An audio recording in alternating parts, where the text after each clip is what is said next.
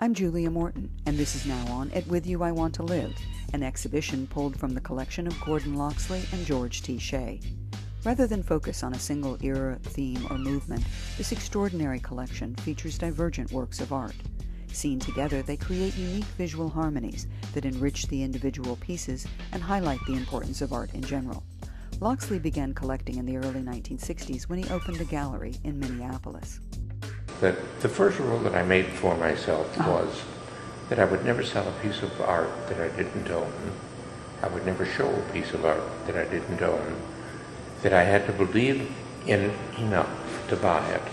And I didn't have much money. I'm not exaggerating. I didn't make mistakes that way. I couldn't afford to make mistakes.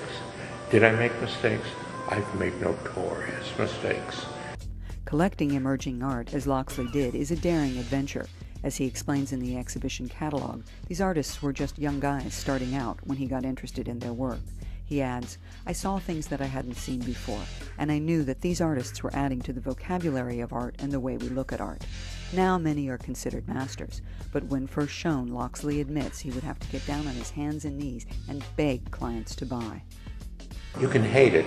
You can hate it from the very core of your being, and then 25 years later you're going to be telling all of your friends, I could have bought Georgia O'Keeffe for $500 for a watercolor, and I didn't do it.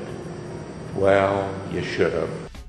Locksley gives credit to Irving Lippman, the executive director at the Museum of Art in Fort Lauderdale, for challenging the contemporary art world by including street artists like Blek Lerat and Banksy next to well-established gallery artists. When you find new art, is it love at first sight, I ask? Occasionally it's love at first sight. In general, because I'm so interested in content as opposed to surface, I have to think about things for a long time. Investment collecting is one thing, but inspired collecting is quite another, and Locksley and Shea are living proof that courageous individuals can use the artworks that are interesting and available to them to build exceptional collections. The point is not where you buy your art or how much you spend, but what you choose to express with the arts you cast together.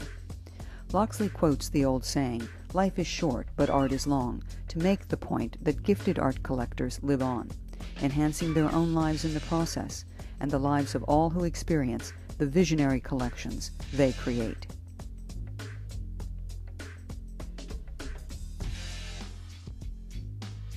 But to answer then the question of people why collect, because you liked it. That's the value. You liked it. You wanted it. Buy it.